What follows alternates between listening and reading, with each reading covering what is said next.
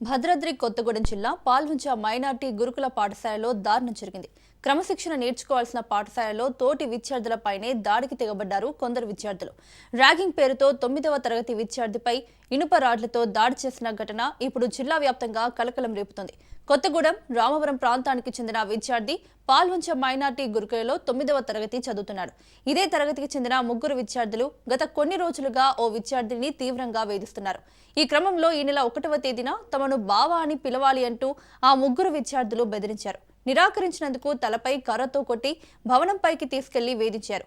అంతటితో ఆగకుండా అసభ్య పదజాలంతో దూషిస్తూ ఇనుపరాడుతో చేతిపై బలంగా కొట్టారు. ఈ దాడిలో విద్యార్థి ఎడమ చెయ్యి విరగడమే కాకుండా తలకు తీవ్రంగా గాయమైంది.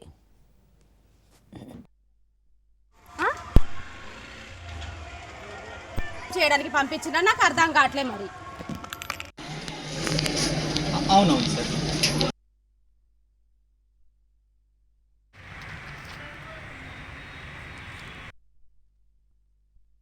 పేరు విజేషన్. నేను 9th క్లాస్ చదువుతున్నాను. నేను హాస్టల్ TGMRS చేసి కొత్తగూడెం బాయ్స్ అని నవభారత్లోనే శేఖరం పంజరం. నన్ను ఒక బ్యాచ్ మొత్తం టార్గెట్ చేస్తుంది, బాగా ఇబ్బంది పెడుతుంది.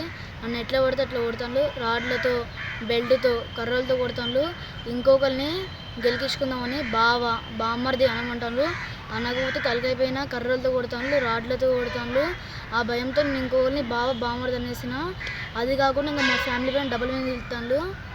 ఆ భయంతో వాళ్ళని బామ్మర్ది అని చెప్పేసి అప్పుడు స్కూల్ పీరియడ్ అంతా అయిపోయింది. అందరూ వెళ్ళిపోయారు. టీచర్, వార్డెన్ ఎవరు లేరు, ప్రిన్సిపల్ వెళ్ళిపోయాడు. సెక్యూరిటీ ఒకరు ఉండు.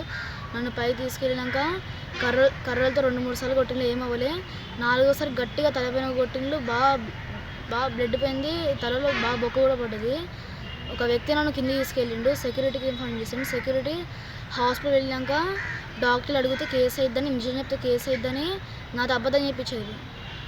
మెట్ల పైన నుండి కింద పడ్డని నాతో అబద్ధం చెప్పించాను డాక్టర్లకి. అంతే జరిగింది. పేరు విజేషన్. నేను 9th క్లాస్.